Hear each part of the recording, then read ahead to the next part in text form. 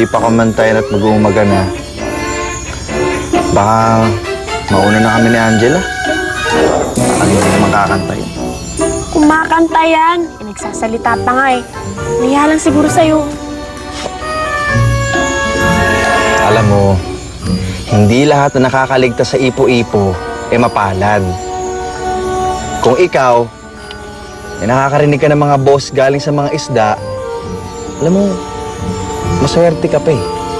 Yun na lang isipin mo. Yan lang ang nakuha mo. Maniwala. Di ba may sasabihin ka? Oo, meron nga eh. Pwes bukas mo na lang din sabihin. Baka sakaling bukas, papaniwala na rin kita. Siya gabi na. Mauna ka na.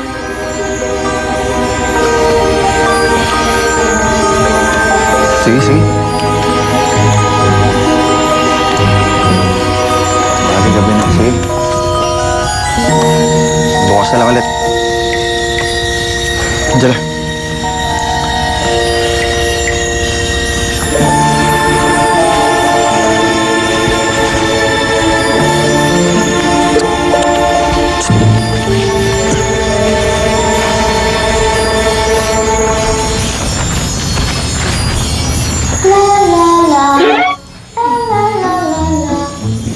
Ngayon, kakanta-kanta ka na, ha?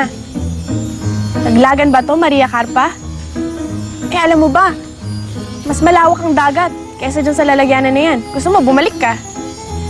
Tawarin mo na ako. Hindi ko pwedeng ilabas ang lihim. Damit sa lahat ng tao. Nako ka rin.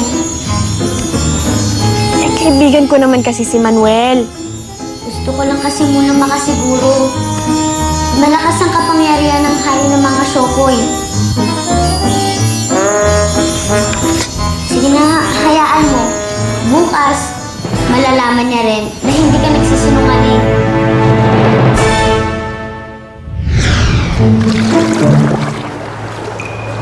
Ano ba ginagawa natin dito? Ay, naku, matuto ka nga maghintay, pwede? May sasabihin nga pala ako sa'yo.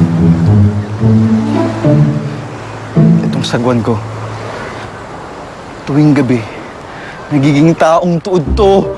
Hello, Ninay! Gusto ko lampasin kita ng sagwan?